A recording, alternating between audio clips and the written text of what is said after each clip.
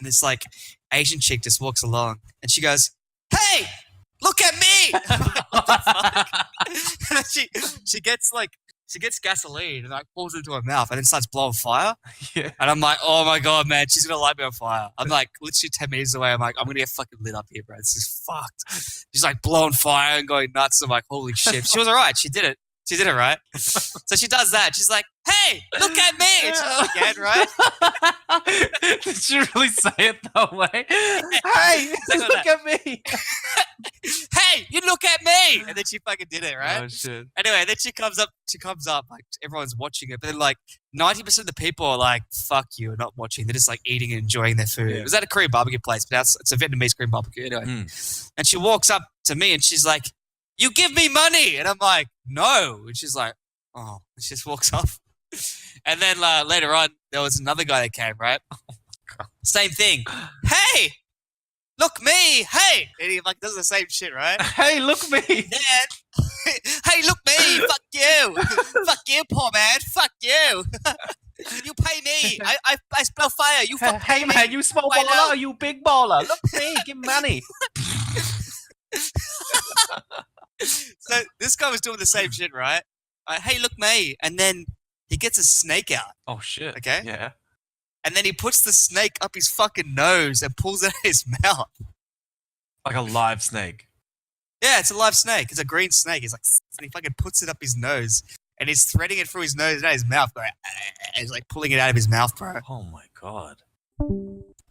In today's episode of the Sapiosexual Podcast, titled "My Milkshakes Bring Violence to the Yard," Kain talks about Vietnamese hustlers putting snakes up their nose and blowing fire for cash.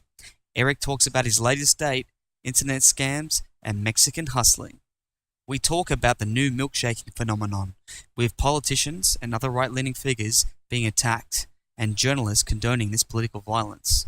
Finally, we talk about China's new man club to counter the rise of effeminate men. All this and more in today's episode of the Sapiosexual Podcast. Before we get straight into the episode, we are live on Instagram and Twitter. Follow us on the handle @Sapiosexual Podcast. If you enjoy the podcast, follow us on Spotify, subscribe on YouTube, drop us a comment on the video and like it, subscribe on iTunes or the app of your choice. As always, if you enjoy the episode, please do reach out to people you think might enjoy this and give us a mention. You may even want to share the episode out on Twitter or Facebook. You choose the way you want to spread the good word. Share the love, man. Yeah, man. Good evening, good morning, good night, and good day, and welcome back to another episode of the Sapiosexual Podcast. Sexual Podcast episode 10. You gotta do gangster arms when you say Exactly. 10. 10. Part of the 10. Let me show you my fucking gang sons. This is the sign for I'm about to hook your cooch. I'm about to hook your fucking cooch. I am your host, Kain. And this is Eric, welcoming you again. Welcome. Welcome. Mr. Eric, how has your week been? Tell me everything. Well, my week has been very interesting. Actually, no, it hasn't. I've been in the fucking office doing taxes and shit, doing reports and taxes and shit. No, it's been pretty good though. Friday night was it was all right. Yeah, not too bad. Went out, had a LAN party. You know, had some beers, had a LAN party. Just went landing, playing games. Yeah. Pretty good. No, not much actually. No. Although. On today, I was on a little date ski date, and all I can say What's is his name? What's his name? His name is Michael. His name is Michael, and I sucked his dick. It was really awesome. I can still taste the cum. Oh. I don't really like dicks, but I am sapiosexual. It's all about the mind. Just joking. She's a good girl. I'm very chuffed. Yeah. It was great times, you know. Just I didn't have to do the Don Draper routine. It was just me being me, man. Damn. It's basically I was just on podcast. It was just podcast episode 11, starring me and not Kain. Holy shit. And instead of microphones, we had a little flesh mic.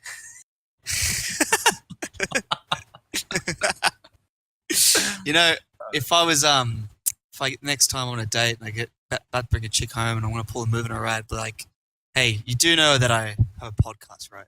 Exactly. You are aware that I have a successful podcast on the internet. Right click, open menu, left click, drop skirt. That's So how about you, man? How's your week/weekend been? Pretty cool. I've just been living my life in Asia with the Asian people. Oh yeah, spend all this time in Asia. What are you doing, huh? Just flipping birds. Having cheap beers and durries, mate. That's the life. But what was interesting this week? Well, I have to say, when you go out to eat in Vietnam, you don't go to restaurants because the food's as good as it is on the street. So you sit at a table. That's true. You sit at these little tables. The seats like 30 centimeters off the ground. I love so that. you can see why this concept. I love them, but you can see why there's like so many people with back problems in Vietnam, bro. Because you're sitting on this seat that's like, it's like a toddler's seat, and you're sitting at a little tiny table. Yeah. You put your whole body on top of it. Like it's cool, it's comfortable, but then you're like, fuck my back. But shit. you know, those 30 centimeter seats are actually halfway. They're like training wheels for the Asian squat. So you're basically just half squatting. It's like the half squat, right? Those are training wheels for the Asian squat. Before you know it, you wouldn't actually need a seat. You could just squat at those tables while you're slurping up your homemade pho. You're probably right. You probably could do an Asian squat and start eating your little food up. You don't even need a seat. It's like, come and go. Well, you just Asian squat into someone's table, waddle over and just slap your face into their fucking soup. Yeah, waddle you off. just like fucking Asian squat over the table and chuck a shit in their bowl of noodles. Oh yeah, that was a good Asian squat. See ya. Oh, it's great. So I was at the restaurants and I was eating some food, and you get harassed. It's actually quite interesting / funny. Really? You get someone coming up to your table. It's like an old man or woman. They're like, I'll shove like cosmetics in your face or like a towel or like a toothbrush. Like, buy it. You're like, no, I'm not gonna buy you a fucken toothbrush. I'm eating fucking a bowl of Ferrero, drinking beers. Like, I'm not gonna fucking buy you shit. Oh, shit. Or you get like like an old man coming in trying to sell lottery tickets. Like, buy lottery tickets. Yeah. Like, I didn't even know that's actually real lottery tickets. This piece of paper. He's just like getting money off. You know what? Those are real. Yeah, they're all over Asia. Are they? Yeah, they have them in the Philippines too. Yeah, they're these little like mini lotteries, these mini like community lottery ticket things. Yeah, it's so funny, man. What's supposed to stop people just like getting that and just like making like copies or something and just like selling like, I'm gonna buy lottery tickets. You know what? For sure, there's a lot of scam. Like, There's got to be. There's got to be. I mean, people get scammed all the time. Actually, speaking of which, I did actually get fucking scammed. Like, it was my mom's birthday / Mother's Day, and on top of the dinner and some of the other stuff we got her, she wanted like this pair of sandals, and she saw an ad for it on Facebook, and it was on a website called Teodora.com, and I was like, well, it kind of looks legit. I don't know. So I looked at the ad, and I told my mom, look, let me just check this out. I just need to make sure it's legit. And I looked at the website. I didn't really bother Google. I was really being lazy, to be honest. It was my fault. And I was like, it looks legit enough. Fuck it. I put my credit card in, and I make the payment. I ordered the sandals in the size she wanted. And, I see a pop-up on my phone saying, yep, charge the credit card for the amount that I said it would. I was like, all right, fine. And then like 3 weeks later, my mom goes, do you hear anything about those sandals? And I was like, actually, I haven't. And I was like, I need to go check the receipt. So I checked my emails. And I go, Oh no. hang on. They never fucking sent me an order confirmation or a receipt or anything. I was like, hang on, this is pretty fucked up. So I looked through my credit card statement and I look at the charge and I was like, what the fuck is Starlight HKG? Like, what the fuck is this? Then I look up the company, and then on Google, it's got like 1 star on Google reviews, and every single review is like, I ordered a fucking dress and it never fucking showed up. How come no one's emailing me back? I can't get what I want. I can't get what I ordered. And everyone's like frantically trying. There's like a whole like 30 reviews of people saying, Oh my and god. I was like, oh shit. And then I called my mom and I was like, mom, we got scammed. Sorry, you're not going to get your sandals soon. How much was it? It's like $40, dude. I got fucking scammed out of it. Oh, Still, it wasn't. that's all right. It wasn't a major amount, but I'm like, that's $40. It's still fucked. $40 of my hard-earned money, and that was money that was meant to be for a gift from my mom. Like it just pisses me off. That's shit. But yeah, scammers, man. There's tons of them, right? You have to be careful. So- Like people are getting good at making these stores look really like the store looked so legit. Legit. That's why I was like, oh, this looks pretty legit. I'm just like typing in my fucking details. I'm like, okay, it just goes to show how lazy we've gotten, or at least how lazy I've gotten. I was literally one Google away from finding out that it's pretty bad. Oh yeah, like I always do a second Google of the place, so I've never heard of it. I'm like, just type it in. I always type in Google company name scam. That's all I just type in. I'm like, okay, That's I'm not buying for this one. Like, I'm not gonna blame anyone else but myself. I blame myself for that. I totally should have known. I totally should have. Anyway, that's But yeah, so back to what I was saying about the story, right? So it's the scammers that come to the tables. It's just such a weird thing because you're at a restaurant. Imagine you're at a restaurant in Australia or America or the UK, and then just people come in and just start trying to hustle you. It's like, hey, I've got tissues. You need them. Buy them. They go, oh yeah, a lottery tickets. Buy the tickets. You know what I mean? Like, it's like, hey, what the fuck? Hey, you need a toothbrush after you eat dinner? You're like, no, man. I'm like, man. I don't need someone to sell me a toothbrush. Yeah. I had this one guy come up to me once, and he had these Korean cookies, and it had some like famous guy in them. He's like, hello, sir, you try the cookie. I'm like, oh, nah, man, I'm good. He's like, no, it's free. And I'm like, fuck, I don't really want to. And I'm like, if I eat this, then I'm obligated to buy shit. Yeah. So I'm like, I'll split it. So I split it. I go, you eat it. He's like, oh, I'm like, no, you eat it. And like I grabbed the cookie and I pushed half in his mouth and he ate it. And I ate my half. I was like, that was disgusting. I don't want this. He's like, oh, okay. That was pretty funny. But the funniest thing I've seen so far was like we're out last night and this like Asian chick just walks along and she goes, hey, look at me. What the fuck? And she gets gasoline and like pours it into her mouth and then starts blowing fire. Yeah. And I'm like, oh my God, man, she's gonna light me on fire. I'm like literally 10 meters away. I'm like, I'm gonna get fucking lit up here, bro. This is fucked. She's like blowing fire and going nuts. I'm like, holy shit. She was alright. She did it. She did it, right? So she does that. She's like, hey, look at me. And she's again, right? Did she really say it that way? Hey, look at me. Hey, you look at me. And then she fucking did it, right? Oh, shit. Anyway, then she comes up, like everyone's watching it. But then like 90% of the people are like, fuck you, are not watching. They're just like eating and enjoying their food. Yeah. It was at a Korean barbecue place, but it's a Vietnamese Korean barbecue anyway. And she walks up to me and she's like, you give me money. And I'm like, no. And she's like, oh. And she just walks off. And then later on, there was another guy that came, right? Oh my God. Same thing. Hey, look me. Hey. And he like does the same shit, right? Hey, look me. Then, hey, look me. Fuck you. Fuck you, poor man. Fuck you. You pay me. I spell fire. You fuck Hey, man, you small baller. You big baller. Look me. Give me money. So this guy was doing the same shit, right? Hey, look me. And then he gets a snake out. Oh, shit. Okay? Yeah. And then he puts the snake up his fucking nose and pulls it out of his mouth. Like a live snake. Yeah, it's a live snake. It's a green snake. He's like, and he fucking puts it up his nose. And he's threading it through his nose and out his mouth. And he's like pulling it out of his mouth, bro. Oh, my God. And I'm like, oh, that's fucked. So I Instagrammed it, and I was like, "Oh, poor snake." Oh yeah, like, yeah, I saw this one. Yeah. I'll post it up on the podcast. So I mean the Instagram page, so you guys can watch it. Yeah, boys, that'll be on the Jacks, yeah. It'll be in the Jacks. But yeah. So I gave him some money. I was like, "Oh, here's $5,000." Well, look, I'm glad you did because shoving a living snake through your nose and pulling it out of your mouth, I'd be obliged to give him some money. But I think that guy got money. I think you just made the point though. Why do people eat at restaurants instead of street side in Asia when the food's pretty similar? Well, you don't get hustled when you're in a restaurant. You get to fucking eat in peace. True. Like, you just eat in peace. Well, this was a big restaurant, but outside. Like, you were in the outside area? Yeah.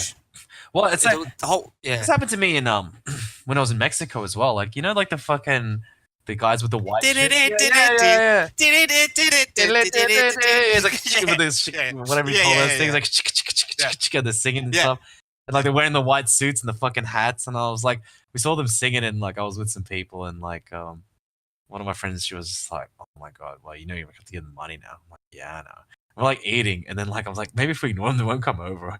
And like I look up, and I'm like surrounded by like they standed like all around the table. There was like 6 of them, and I was like, it's actually kind of freaky. I'm like, I'm kind of hemmed in by these Mexican like musicians. Oh, they goes, oh, like, would you like a happy song or a sad song? I'm like, oh, maybe like a happy song. And it's just like play some fucking Mexican music. Like, well, I mean, we gave them money. It was kind of entertaining. It was kind of cool, you know, as a one-off. But if I lived in Mexico, I wouldn't want that to keep happening to me. I'm like, that was cool because I've never been to Mexico, and maybe who knows when I'll be back. But if I was just like out on the town, like taking your partner out for a nice dinner. Ah, it'd be I annoying. don't want Mexican music in my ear all the time, and then they ask for money. It's like, no thanks. You should have paid him in corn. Yeah. I go. Sir, I got some corn for you. Look, man, that was a great performance, right? I just pull out like a little sack of like kernels. I go, look, that was really entertaining. I'll make it 5 kernels. You pull out like a little. Oh, what the hell? What the hell felt lucky? Here's 7. You pull out like a little brown sack from like the farming days. You're like, look, you feel lucky 7, but where I'm from, 8 is a lucky number. So 8 kernels for you, sir. You full count them when you do it 1, 2. It's like 1, 2, 3, 4. Oh hell, I don't want you to mow any lawns tomorrow, so here's another 2 kernels. We're fuck, joking, dude. guys. We're joking. Oh man, That's I'm hilarious. joking. Oh, I love it. I love Mexico, and I love Mexico. How good's the food, dude? The food is How so good fucking is the good. food? And you know what? Actually, in Mexico, the people are great. Mexico is a pretty cool place. Obviously, there's some places where you have to be a bit careful. Don't go to rough areas by yourself. If you're a girl, especially, just be careful. Don't just go off the beaten track. Go on tours and things. Use tours, actually. To be honest, if you want to do Mexico, use a lot of tours.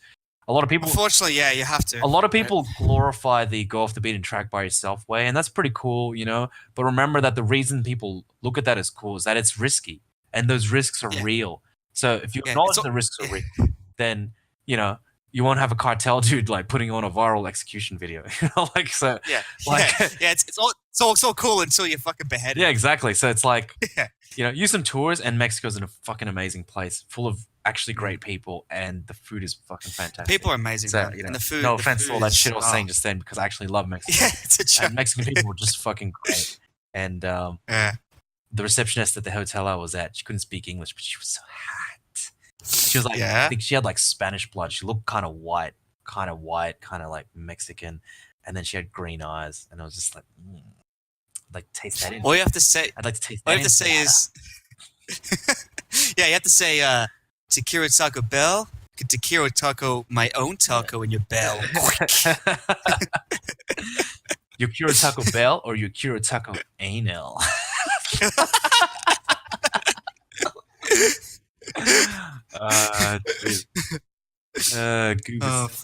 Jeebus Christ. Jeebus, guys. Rest in peace, Jeebus. We love you. Great memories. Great memories. Oh. But yeah, man, hustles, bro. They're all the hustles. But I can't blame them, to add some other balance to me just bagging out these people doing this shit. Like, they're fucking hustling, man. They're trying to make money. Like, life is hard. It's a good way. Life is hard for these people. Life's hard. It is. Like, what else can you say except, for them, a good tip is the difference between feeding the kids and not feeding them. So I understand why they're doing what they're doing, and it's better than begging. They're performing. It's better than begging. It's annoying, but it's better than begging. That's like when I was in the Phils. Like, there was this chick who was just like, not chick, sorry, she was actually a little girl, and like she was selling peanuts, and like I was thinking, but at least you're doing something. You're not just asking for free. You're gathering up peanuts, you're putting them in like little snack-sized packets, and you're selling them. Hey, good on you. Life is hard. It's like that, but you're doing what you can. Life is never fair either, but you're doing what you can. Yeah, I gave, like, they've had like some little kids come to talk to me, and this one kid, I was with Angelo and his girlfriend, Ting, and this one kid came up to us and asking like to buy like some stupid shit. It was nothing, like same thing you're talking about. And then Jello's like, "How old do you reckon she is?" I'm like, "Oh, she's about 7 years old." He goes, "Nah, she's so tiny." I'm like, "No, look, her fine motor skills, the way she can talk, the way she can problem solve and communicate." And then I asked her in Vietnamese, like, "How old are you?" And she's like, "Oh yeah, I'm 7." He's like, "Oh my god, she's so small." I'm like, "Yeah, she's malnourished." So I just gave her some money. And said, "Don't give us anything. Just take the money." She was just giving it back to me. The other 2 of the kids were like, "No, you have to take the product." I'm like, "No, just take the money." I didn't have like big money. I only gave them a little bit. And one other thing that to back up your point, as really interesting, I was going to quickly say was I was in another part of Vietnam, and my sister was here, so I was going out. We were out drinking every night. So we spoke to the manager, became friends with them, and then there was another girl that worked there, and she was like, "Oh, how old do you reckon this girl is?" This woman was like 23, 24. She's the manager. She can speak really good English. And then she's pointing to this other girl, like, how old do you reckon she is? I'm like, oh, she's maybe like 21. She's like, oh no, she's 15. I'm like, oh wow, she's 15? She goes, yeah, she works with me every day. I'm like, oh, okay. And I'm like, oh, like, that's she goes to school? She goes, oh, well, like, she can't. And I'm like, why? And she's like, well, her mum and dad died last year, and her grandmother got sick and died as well. So she has no one. So she lives with me, and I gave her a job, and like she lives and works with me. This chick's like 15, man. She's got no family, just the only person she knows. So I just like went over and I gave them like $20. I'm like, here you go, because she was saying to me like, oh, she hasn't got a scooter yet. She's trying to save enough money for a fucking basic transportation, which you need in Vietnam, a scooter, right? You can't not have a scooter. It's like 200. There's no bus. It's $200. Yeah, exactly. There's no way to get around without a scooter, right? And there's no infrastructure. So a scooter's like $200 Aussie is the cheapest one, and it works. So she didn't even have enough money for that. She's been living there for over a year. So I'm like, oh, here's just $20. You guys do whatever you want with the van. And it's legit too, because it added me on Facebook, and like I looked at the thing, and like it's actually a real story. I was like, fucking hell, man, that's fucked. Like there's no one's looking after anyone. No one's doing anything. It's just like, oh well, life is hard. Life is just screwed. The thing about Asia is that it's not because people just like compassion or anything like that. It's nothing like that. Great people, but life is hard, and there's not enough to go around, and it's always like that. And you hear lots of stories like this. It becomes so common, and I think one of the problems about living in Asia is that you can get a bit jaded to it, or you can get too used to it. You can get too used to hard stories, but it is good that I'm glad you gave it a bit of money. But like, it's good to hear that the most encouraging thing is that people are doing whatever they can to get themselves out as well. They never give up the struggle, because that's the best thing you can do. The worst thing you can do is give up and blame fate or the world or circumstances you couldn't control, because that is what it is. It's like in that book I've been reading, that one you should read very soon, King, Warrior, Magician, Lover. One of the things about maturing into like a mature psychology is I didn't explain that well, but like there's the types of psychologies, the boyhood psychologies and manhood psychologies. But one of the things you got to do before you can mature into that is learning to take responsibility for things you had no responsibility for, because there's so much in your life that's going to stuff you around. But learning to take responsibility for it and owning it like as if you caused it will help you get out of it. That's the thing. And that's the thing to get away from. And so whenever I see kids selling stuff, I know they should be in school, but they're doing whatever they can. And that's better than just doing nothing, because there's people who would do nothing. There's people who would lay down and die. There's people who would curse the heavens. It's better to just do something. Totally encouraging to hear that. Especially like in a country like 93 million people with like not really a social system set up. You really got to, unfortunately, like pull yourself up with the bootstraps and just make the best of the situation you can. Yeah. There's no, and everyone knows no handouts. Everyone knows it wasn't your fault. Everyone knows like life dealt you a shitty hand. Everyone knows you could have been a much better person if you had some better things going your way. But that's life, and that's what it is. And I don't mean that in a non-compassionate way. It's just that's the reality. Yeah. Damn. Anyway, man. so moving on to everyone's favorite part of the podcast. My favorite. The ultimate fucking championship breakdown. Breakdown. Also sports too. Sports, yeah. Because like sports. Yeah. Sports in that too. So, I guess we'll start with this one, and then we'll move on to the Raptors.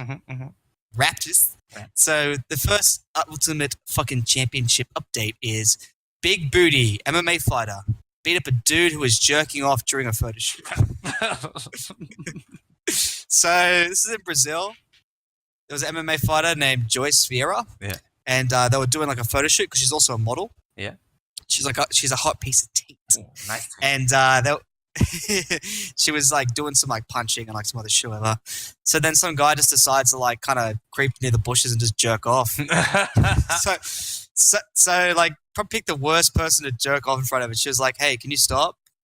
And then he kept doing it. She's like, "Hey, like there's fucking kids around, stop." So he didn't stop. So she came over and started fucking beating the shit out of him, kicking him in the head. I just looked up a photo of it, and it looks hilarious because she's just got like a mad booty and just we're like riding right up her ass, and she's just beating on this dude. It looks fucking hilarious, dude. I'd love to see that. Like, there isn't a video. They just got a picture of it because the guy was taking photos. Yeah. They didn't actually like record it. Yeah, they didn't have video footage, but still, it's a great video. Fuck, man, it's fucking hilarious. This fucking booty is kind of the head. Training MMA gives you a glorious pair of legs. That's for sure. Look at that. Yeah. She's not scantily clad. She's a model. She's a model. She's a scantily clad warrior. She's an Amazon. Show her the respect and bend the knee. Yeah, I'll bend the knee. Both knees. Yeah, I'll bend the knee. The third knee, repeatedly, with lubricant and Vaseline, until I'm done. Then I'll throw my tissues away and fall asleep, take a nap, with my tears as Valium. But yeah, goes to show, man. You gotta, if you're gonna be a sex pervert, you gotta pick the right topics, man. I mean, the right targets. You can't be just picking an MMA fighter. Mate, look, haven't these people played Metal Gear Solid? Use some stealth, bro. Stealth, bro. You gotta jack off on the bush. Mate, you need some sound deadeners, bro. Seriously. They needed the cardboard box. Yeah. Do. Snake!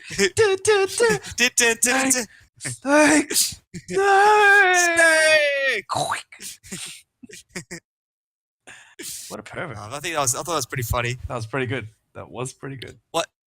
What can you tell me about the basketball, Mr. Eric? Well, in the basketballs games, known as the NBAs, in the finals, game 1, Raptors took it away. Well, it was Warriors at Raptors, so the Raptors were playing at home, and they lit that shit up, man. They won by like almost 10 points. They won by 9 points, and they were in the lead the entire time. Kawhi Leonard, he did what he had to do. 8 rebounds, 5 assists, 23 points. Pascal Siakam, he put up a big game. 8 rebounds, 5 assists, 32 points. And part of why the Warriors lost in this game was their defense was so focused on shutting down Kawhi Leonard. They kept trying to double team him, and that just kept giving up, open looks for Siakam. It just kept opening up the defense. And the thing is, I mean, they're going to adjust, Kerr, the coach. You're missing people, right? Yeah, well, they're missing Durant, but they've been a championship winning team without Durant, but they do need him and they do play better without him. I don't know if he's coming back. It's still uncertain when he'll be back from injury. He sprained his calf or something like that. It was pretty bad. They can win without him, but they're going to struggle here. And the defense, the system they've got to figure out how they're going to shut down Leonard or contain him while also not opening up too many opportunities for other players in the team, because they still have some decent people who could score. They got Gasol, Siakam, Lowry, even Van Fleet, who's a second string point guard. He put up 15 points, some big threes. Yeah. So, look, it's going to be an interesting series. But the Warriors are who they are. They usually adjust. They usually win. So I'm just can't wait though. But I really want the Raptors to win. Like, I'm just going for the underdog here. I'm totally bandwagoning for the underdogs here, but I'm just so enamored with this story. Like, this is the first time the Toronto Raptors have been in the finals, and it'd be cool if they win. And they just had this really cool tagline, because people characterize them as being like these unfeeling, cold people from someplace that's not even America, like somewhere up north. And so they just spun that around, and now the team line for the Raptors is "We the North," like we're from the North. Like, it's like this thing, like we're coming for you. And then I feel like that kind of ties in with Game of Thrones, because it's all about like the King in the North type thing. And I don't know, but it's kind of cool though. And I was just like, I gotcha, yeah. Like, man, these underdogs, bro. I fucking hope they win it. And Kawhi Leonard's a beast, bro. His hand. I saw his handprint at the NBA store in New York, and his handprint is like the face hugger from Aliens. He has such fucking huge hands. They imprinted his hand over a basketball, and it goes like halfway around the basketball. And you're like, that's crazy, dude. Him holding a basketball is like us holding a tennis ball. Honestly, it's nuts. Anyway, he's a beast, man. He put in work. 43 minutes. I mean, that's all I can say. It's going to be a great series. Toronto's take game 1. What about Mr. Drake? Mr. Drake, oh my god, our favorite rapper. Our favorite rapper, who's fucking everywhere. / team owner / Raptors ultimate pro troll. He showed up wearing he faced off with Steph Curry. He was just like talking shit to him on the sidelines, and he was wearing Stephen Curry's dad's jersey because he played for the Raptors, Del Curry. He was wearing Del Curry's jersey just to piss off Stephen Curry. I swear, man, it's making me like Drake more and more. Everyone's getting annoyed that he's like got all these antics, but it's actually starting to make me like him more, because he's just standing there on the sidelines trying to troll the other team, and I was like, he got a piece of the dad's hair lint because he got the jersey delivered or something like that. And then that piece of hair lint's on eBay for like $50,000 or something. Yeah, he's making money off it. He's such a dickhead. But like that. He also, when you're a fucking super successful rapper and you've got fucking more money than you know what to deal with, why not own a majority stake, or not a majority stake, a significant stake in a basketball team? That'd be so much fun. You can always sit courtside whenever you want. That's just, I could just think to myself, that's the coolest fucking thing you can do with ridiculous amounts of money. It's just like own a basketball team, you know? That is so mad. Yeah, exactly. Fucking Drake. Yeah, he's fucking around again. He had the armband on too. He had the fucking sweatband when he's fucking grinding on the coach. Needs to wipe off some sweat. Yeah, I know. Oh, I've been grinding on the coach and giving a massage. Fucking Nick Nurse. better just try it off. Yeah, Nick Nurse. Do you know why he had it on though? Because I looked it up. He's covering his tats because he has tats dedicated to Kevin Durant and Steph Curry. Yeah. Because he's mad. Look, the thing is, he's a huge fan of them too, but he owns the Raptors. He's got to fuck. Yeah. He's mates with them. It's been a harmless fun. Yeah. I get it. Look, it's actually, look, he's trolling, but it's not like European football trolling. Like, it's still all part of the fun. It's all part of the show. And he's a rapper. He knows about how things are actually just part of the show. Like when him and like Kendrick Lamar were like arguing and shit, that's just part of the show. It wasn't like real beef. It wasn't like I want to kill you beef. Not kill beef. They don't like each other though. Yeah. They don't like each other at all. But the fact that they just like they save it for the recordings, it's all part of the show, you know, like it's part of the entertainment of the thing. You might not like them that much, but it's also playing into the entertainment business itself. And basketball, I guess to me, like when I watch the NBA, basketball is like it's like theater to me, you know. And now that I've actually been to the theater, I went to Broadway, I can actually make this comparison with real, you know, with real applause. like, all right. You need to get off your high horse and your monocle, mate. Let me remove my monocle. But yeah, I'm looking forward to it. You know, Australian time, Sydney time. It's next game is on 10 a.m. on the Monday. 10 a.m. on the Monday, tip off or whatever you call it. It's fucking gonna be good, man. Yeah. Game 2, man. I'll be giving you guys updates, you know, up until the playoffs are over because very enjoyable sports ball this year. Loving it. The ball of sports. Throwing leather balls. Sports ball. Hoops. It is the greatest game ever. I don't know. Lately, I've just been feeling it, though. It's just like the struggle that these people go through. It just becomes a metaphor for other people's life. It's theater for other people, a metaphor for an approach to life. Because basketball is fair. It's like a sport. It's fair, right? But at the same time, it's unfair. Someone's always going to be taller than you, faster than you, better handles, better accuracy. How do you deal with that? How do you struggle through it? How do you reach your best faced with people who have physical gifts far beyond your own?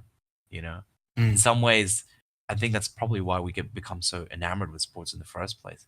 It becomes a metaphor for how you live your life, you know, and that's actually the founding principle behind gladiatorial battles. It wasn't just some depraved use of people's lives. It used to have a religious significance in Roman history.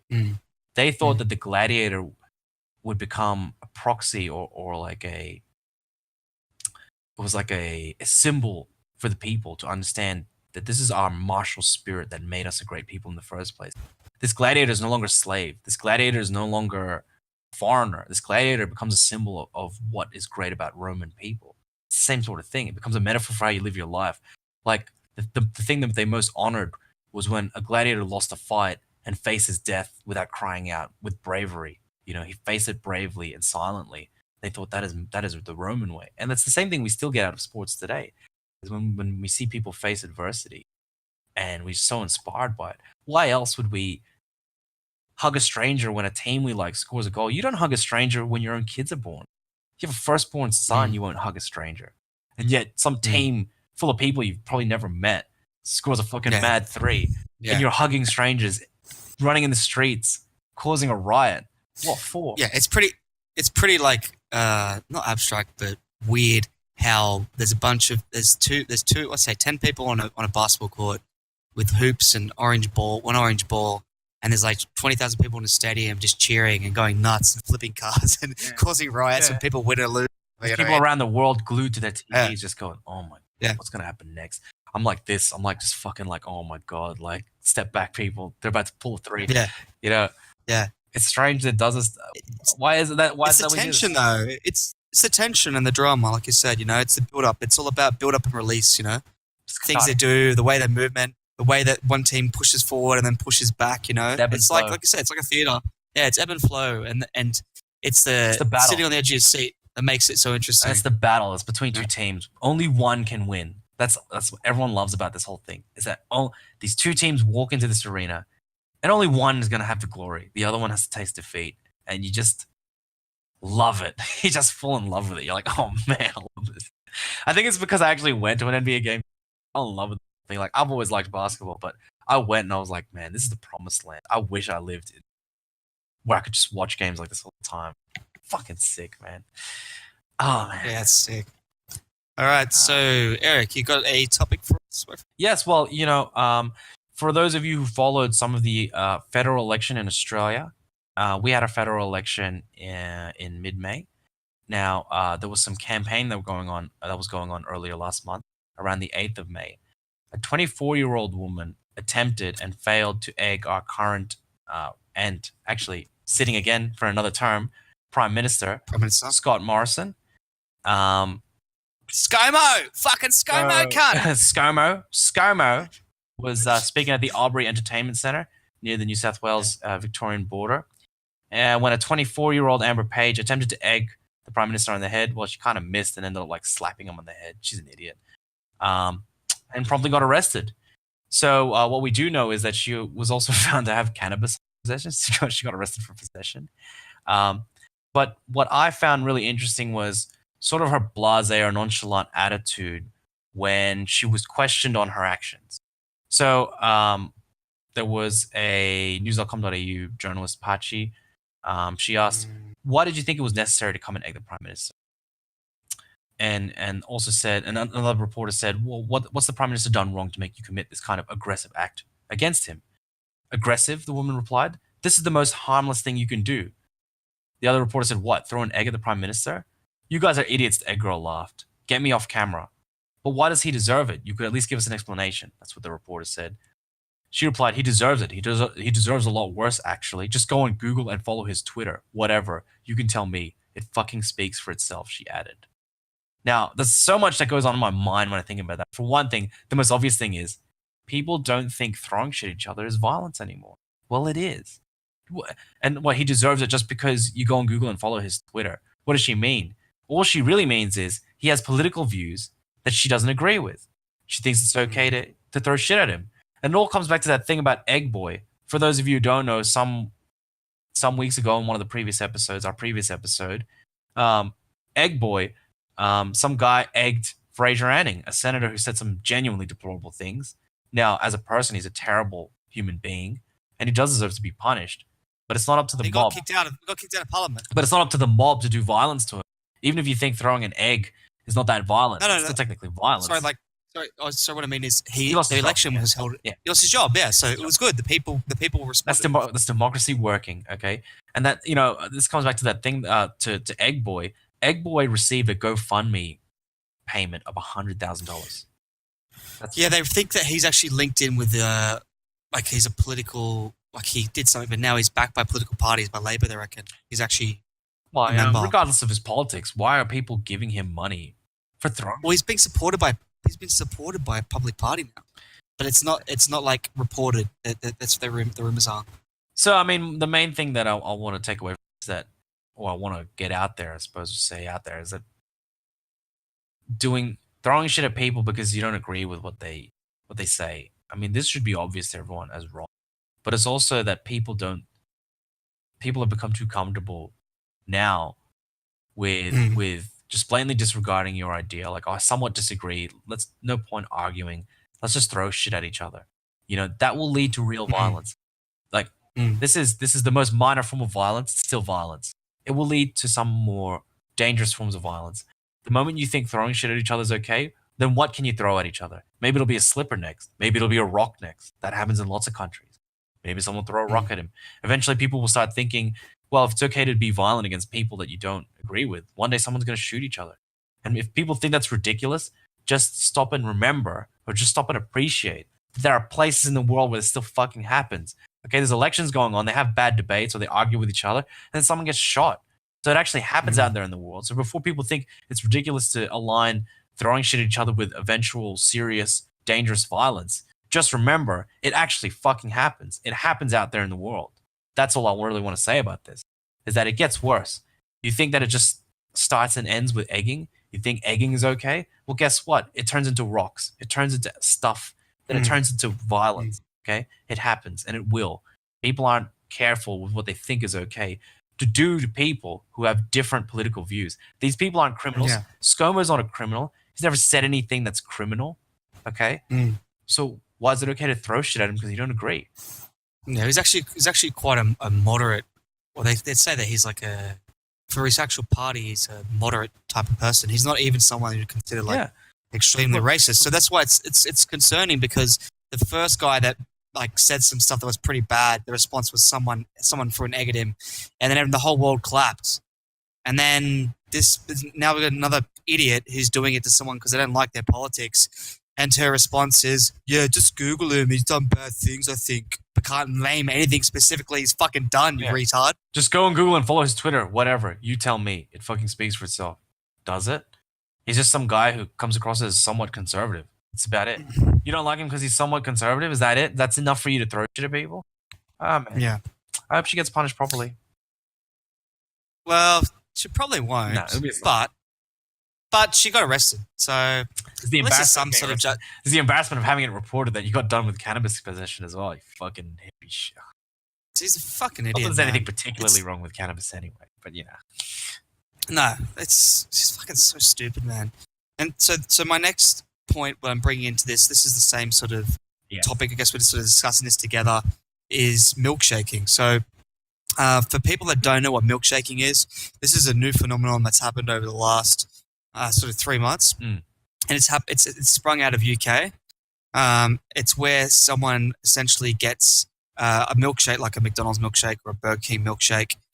It fills it up and then throws it at like people that don't agree with politically. So there was a UK election that was on, and the results were the Brexit Party won. I think that was originally it was a UKIP party, and then who's that guy? Nigel Farage. He split into a new party because UKIP. Actually, it's weird. It's a long story, but UKIP hired all these YouTube people to be in their party who are conservatives, but they're also they've said some things that aren't the best things politically, so their campaign got smashed. So he went to a new party, and that party won, which is great. Anyway, the whole point is these people that they're milkshaking aren't just people on the left, they're people on the right. And the people that have done it to are Nigel Farage, Tommy Robinson, who's like an anti-Muslim dude, who hasn't specifically done things that are racist, but he's just got some ideas about questioning it's a bit edgy with what he says, but like, yeah. He's edgy, but he's not like causing for people to be hurt or violence against. Same thing with Nigel Farage and Sargon of Akkad, who's a YouTuber who he's just a bit of a troll, and he says some stupid stuff from time to time, right? So this happens, and there's not outcry, there's not much conversation. There's a bunch of articles written by lefties. So one of them was by Vice, where the Vice one, right? Let me just read this quote. This just sums up the article and their positioning. Milkshaking's power lies in the sheer ridiculousness of the situation. Someone's thrown a milkshake at you. A milkshake? That's silly as hell. As a direct action, an instance in which political activists or regular-ass people who are fed up with the state of things take matters into their own hands through either violent or non-violent means. Milkshaking is both effective and sophisticated, robbing its target of any dignity while emphasizing the illegitimacy of the noxious views. No one's getting injured. What the fuck? How stupid can that be? All I have to do is replace the word milkshake with acid, or replace the word milkshake with nails or a gun or a bomb. There's no, just replace that specific thing, and it's like, oh, no one's really getting hurt. You're just getting a bit of acid thrown. Well, no, I think the most effective way to flip this on this person's head, or just highlight how wrong this is the victim. Okay, so right now you think this is okay. It's just silly as hell. It's just a really effective and sophisticated way of making your point. Well, what about the Greensboro sit-ins? Okay, back in the day, earlier in the the 1960s, well, the early 1960s, there were a bunch of people protesting the fact that Woolworth had whites-only lunch counters, right? So there were a bunch of people doing sit-ins to protest that. And you know what happened to these people, these black people, and people supporting these black people? They had milkshakes poured on them. You see a photo of that, and you don't think it's silly as hell. you don't think it's effective. I think it's racist as fuck. You think it's fucking terrible being surrounded by people who hate you, pouring milkshakes on you to take away your dignity. Okay, it's to do something to you. It's to interrupt what you're saying, not address the validity of your views or debate it. You're just trying to take away someone else's dignity. Like, how fucking dare you? And these people are such idiots to think that, like, it's sophisticated. What do you mean? This is the oldest shit in the book, man. When you were in a fucking, you know, what did they used to call those things? Those stockades, you know, those wooden things that you were locked into in medieval times. People would throw shit at you to degrade you. That's all it is. It's the same thing since ancient times. This ain't some new thing. You know, this is the disease that's entered modern lefty journalism. It's just a bunch of word salad. It's like, oh, great. You know what? You've got an excellent grasp of the English language. You know what? You do have a very wide vocabulary. You know, I'll agree. You're eloquent in the way you write, but it's all just word salad in the end. All you're trying to say is, at the end of the day, the ends justify the means. Someone you don't like, you don't want them to speak. And to get to that point, you don't care how you do it. You know, a milkshake, it's silly as hell. No, actually, it's quite degrading. It's undignified. What if it was a cup full of shit? Is that still just silly as hell? You know? Who are you to tell me what substance is or isn't okay to throw at somebody? You know? Yeah, exactly. And so that's what Vice said, right? It says another article you can look up called "Is Throwing a Milkshake an Act of Political Violence?" and what political theory tells us. So this isn't just someone that's just a Vice writer. This is a Malta Today. That's the website. But this person, their title, I don't know how they got this title, but is a researcher on political violence for the University of London. This isn't just someone that's just a person has an opinion. This is someone who's an expert. And they said, if the right or public opinion more widely is prepared to call milkshaking violence in inverted brackets, then it must be prepared to call things like hate speech violence too. So what they're trying to say is exactly what you're saying, Eric. So the end justifying the means. So the argument is, if you milkshake someone or you did some sort of act like this to someone who potentially could have been Hitler or been some really evil person, so you stop them by using this act of political violence, then therefore it's justified. It's justified to stop these bad people. And that's pretty much the antithesis of their argument. They're constantly saying this. If you speak to anarchist people, anarchist writers, they'll be like, yeah, this is why we do this. Because we're going to stop fascist regimes by using fascist tactics. Well, the ironic thing, I suppose. Is this ironic? Well, the thing about saying, well, if you're going to call milkshaking violence, you've got to call hate speech violence. The whole point, it's ironic because the whole point of calling milkshaking violence is to contrast that to speech you don't agree with, which is non-violent, which should be protected under free speech. It's ironic that this person is saying calling milkshaking violence automatically ropes in hate speech as violence, when the whole point of it, pointing out that it's violence, is to differentiate it from speech you don't agree with. You know, what is hate speech? You know, it's not that hateful speech doesn't exist, but it's like, what is it? How do you regulate it? How do you define that as something that goes beyond protecting the protections of free speech? You know, usually it's whether it incites violence or not. You know, and inciting people to throw milkshakes at people, it's inciting a type of violence. It might be a minor form of violence. It's still violent. It's still wrong. It's still violence. It's still violence. But the people that have been milkshaked or egged or whatever the hell of it, Australia's we've got the egg phenomenon. In UK's got the milkshake phenomenon. How it started, it's definitely spread for these specific people. I can just say I'm going to make an assumption. Yeah, it's spread by these people because that's what's the core of their political ideology, right? This is the ways that we can disrupt and get back and do all this like pranking. And I think it's harmless pranking, but it's not pranking. It's leading to a bigger issue, right? But one thing they don't realize or see, right, is they're targeting specifically everyone who's center to maybe far on the right, yeah? So it's a bunch of people on the left or super far left attacking people violently through these means, people in the center or to the far right, correct? So that's what they're doing right now. But one thing that they haven't considered is that people on the left, right? These are studies at psychological profiles and different things they've learned about people that are left and right leaning, right? Their general standardized breakdown is that people on the left are more likely to do something like this, right? But people on the right, if this is to happen to them, they're more likely to own a gun. They're more likely to retaliate. They're more likely to follow through on what they're doing. So if I had an option to either piss off someone sitting in the center, piss off someone on the left or the right, I wouldn't want to piss off the person on the right because the person on the right's more likely to have conservative views. That's right. And stand up for themselves and fucking do something about it. And once you see this happening on the other end of the foot, once you see a bunch of like guys throwing milkshakes at transsexual people or gay people, you will see absolute anarchy written online. It's because the people they don't like, I'm not on their team. It's like, oh, let's just support this idea. Exactly.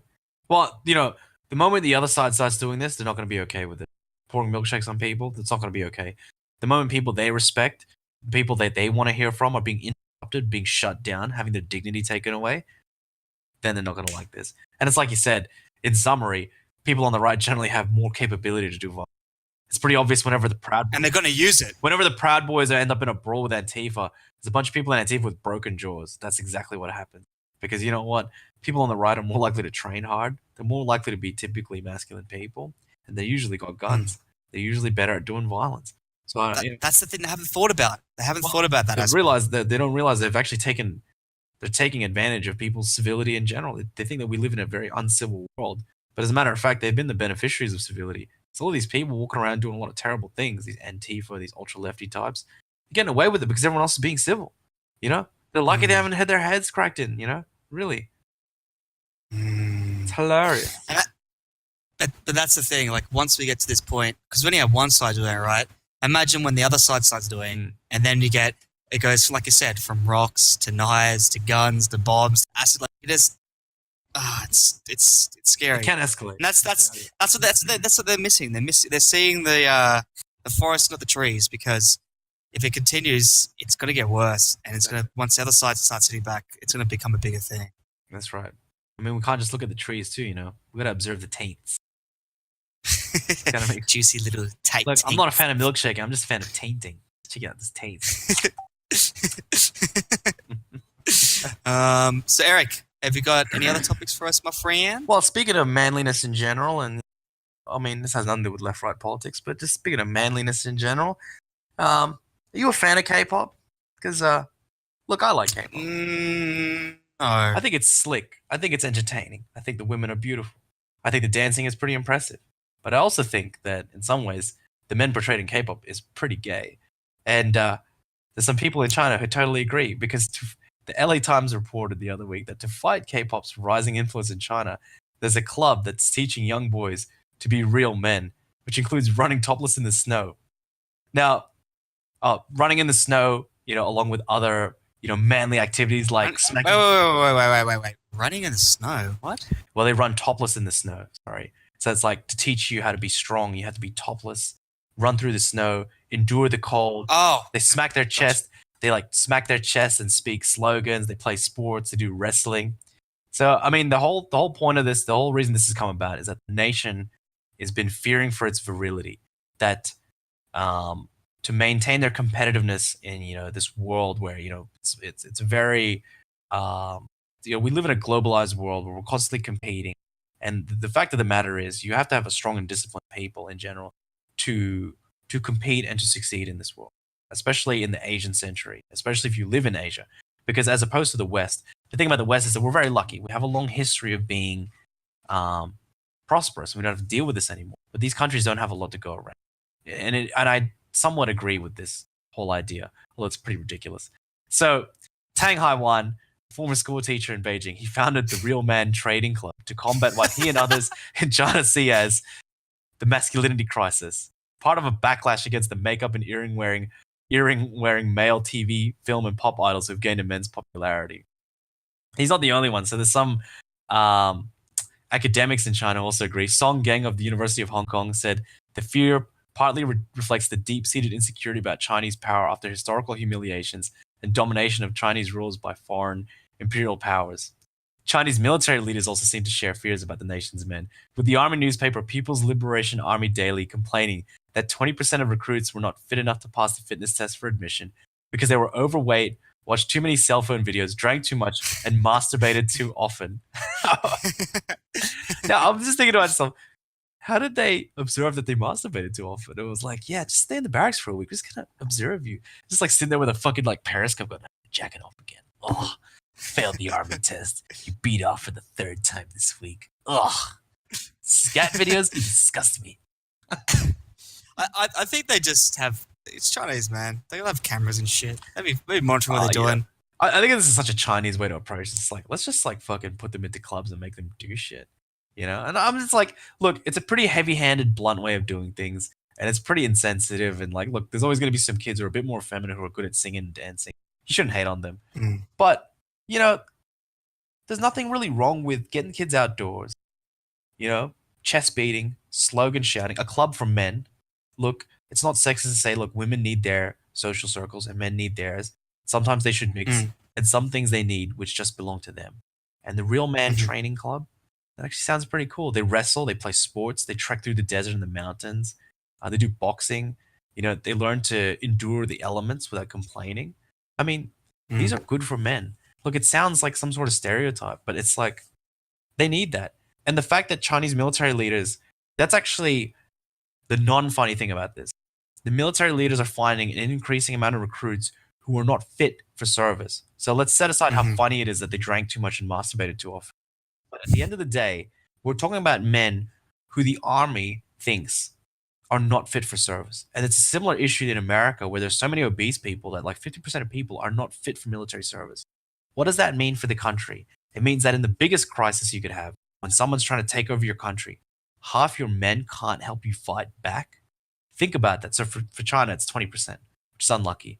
In America, it's like 50%, really, if they were trying to draft people. They're doing the right thing by saying, we need to make these people ready for service. There's nothing wrong with that. Civic duty is important. Is make yourself ready for service. You know, I mean, you know, we all have trouble with not jacking off too often, but, you know, with the easy availability of phviewer.com. But, you know, hey, it's just a club for men. That's what it is. It's about making them tougher, and they'll probably have a mad time. Look, man, you get together with your mates, you wrestle and box and just fucking run through the mountains. I don't know. That sounds pretty fucking cool, man. Yeah, I'd actually enjoy those things. Yeah. Those things to me sound very funny. But let me, not fun. But one thing I want to ask you though is, what's different between K-pop and then like rock music, pop music, and American music in like the 80s and 90s? Because you look at Prince, you look at David Bowie, look at a lot of these guys, they're all usually gay people. They wear makeup, they wear earrings. It's not about how different it is. I think you're right, actually. Because what's the difference? That's my question. I think it's just how slickly it's been edited. I'm not saying there's a defining difference. It's more just, this is some really mass-produced stuff that's slickly edited, and it's just so immensely popular. That's the only difference. The only reason it's getting a reaction right now is because it has. Look, don't get me wrong. Prince and all these guys, they had huge cultural influence, but this K-pop thing has a massive, massive cultural influence in Asia. It's huge, and it's pretty. And honestly, it's not just K-pop. I mean, it's not. I don't think that's just a generalized way of identifying the problem that K-pop is causing. Yeah. It's just men becoming more effeminate in general. Really. Effeminate. Like I would say, and this is a hobby that is close to my heart, that gaming is making guys a lot more effeminate because they're just sitting there playing games, still getting out there and playing a sport. You need both. Look, I love games, man, but you do need a sport. So do I. You need because sports are really just games, but you use your body to play it. That's really what they are. I mean, there were games before video games were invented. That's what sports are, right? But sports were also invented for another purpose. It was to prepare you to handle life. You know, that's why dogs, that's why wolves, that's why cats, they all play. They have games they play. It's all about preparing them for the hardships of life. You know, lions play games when they're cubs. They wrestle each other, play, they chase, everything. It's all about preparing yourself. That's what sports were. As a matter of fact, a lot of sports were invented to prepare you for war, to make the body fit. In China, they had this game. I don't know how to say it properly, but it's like Cuju. I don't know how to say it properly. I don't know if it's Chuju or Kuju or whatever, right? And that was mainly played by soldiers. And it looks like soccer almost. It's to make you fit. It's to make your legs strong. So you can trek. So you can march. So you can run. So you can sprint across the battlefield. It's to get you ready. It's to make you accurate. It's to make you play in a team. You know, it's to give you teamwork, right? It's to prepare you. Because one day, those skills will be the difference between life and death, victory and defeat, you know? Those things all make sense, and I agree with you as well. My question with what you're saying though is like, is the future supposed to be ordained that way in terms of needing those attributes? Because like there's a 5G battle right now, right? Who can make their 5G first? Because the speed of 5G is so amazing that you're able to pilot like a drone up all the way across the world, or a car, or a soldier or a robot to like perfect precision all the way across the world, and it can like do what it needs to do. Yeah. So maybe those. I'm just thinking of the playing devil's advocate in the evolutionary argument of like, trends in music and culture popping up. Like, I agree. This is fucking. It's great. Make a men's club, but are we like kind of seeing that this is something where it's just an evolution of what music and culture and what humans are? Well, look, we're in a high-tech society, so I agree that we're never going to need to be big as we used to. Like, Neanderthals were freaking huge by modern day standards. A giant, They man. could tear your arms off, Like, and early Homo sapiens had ridiculous levels of testosterone, which made you, made them a lot more violent, made them more capable of hyper-aggressive. It made them capable of physical feats. And it's true that, like you said, wars will be fought with technology mostly. But being manly has a lot more, just as much to do with your psychology as your physiology, right? It's about the competitive spirit. It's about being proud. It's about not backing away. That might be, maybe it's not on the battlefield. Maybe you're right. It's not on the wrestling ring. It's not on the battlefield a lot of the time. Yeah. But maybe it's in a conference room negotiating on a deal. The manly guy's the one who wins. Okay. The manly psychology. You know what I mean? The manhood psychology. That's what pushes you. You need to cultivate that. And it's true, like sometimes it might be on a keyboard. It might be programming the next big thing. But, it's the manly guy who sits there and does 60 hours to get shit done. You know what I mean? It's like... Yeah. No, I agree with you. There was an article that got released recently that I saw that I didn't think it was interesting enough to talk about the podcast, but it threads into this topic. And it was like a bunch of like people in China and Korea that have got like agoraphobia. They're just completely stuck in their homes playing video games, watching K-pop, eating food, and they're scared to go outside and do anything. Like they're just conditioned now to like just play games, and the shut-ins. They can't face the real world. Yeah, the shut-ins. Like actual like loners or like hermits of the past are now like becoming a real problem in their countries. They don't know what the fuck to do about it. Mm-hmm. Yeah, and yeah, that's I suppose that sort of leads into this. I mean, it's not entirely a lack part of one of the problems of living in a very closed circle society, where there's a lot of pressures and it's easy to fall out of all the valid circles. Yeah, I mean, there's a lot of social issues that build into how you get these shut-ins, but yeah, I mean, it's just about building effective people, and excuse me, and maybe it doesn't build it. Excuse me, sorry. God bless you, sir. Oh, thank you. God bless you. Now. God bless you. I'm just having a try. God bless you, sir. Oh, you believe in God, eh? But yeah, look, it's just a way of bringing the best out of people. I'm not sure if it is definitely the best way, but I wouldn't be so quick to mock them for having a club like that. That's what I'm going to say. Is that? Oh, I wouldn't either. I think it's just more about bringing something out of people that doesn't automatically. Yeah. Look, the manly psychology that helps some men succeed in the world doesn't happen automatically. And maybe real men training club isn't the best way, but it's a way and it's better than nothing. That's all I'm going to say. Can't be worse than nothing. And I think that's about all. Real talk. Real. And I think that's all about. That's about all we got time for. So we'll be back. We'll be back next week, next Sunday, with the weekly special. See you next Sunday. Every Sunday. Alrighty. Well, this is all right, guys. Eric. Signing off. See you guys.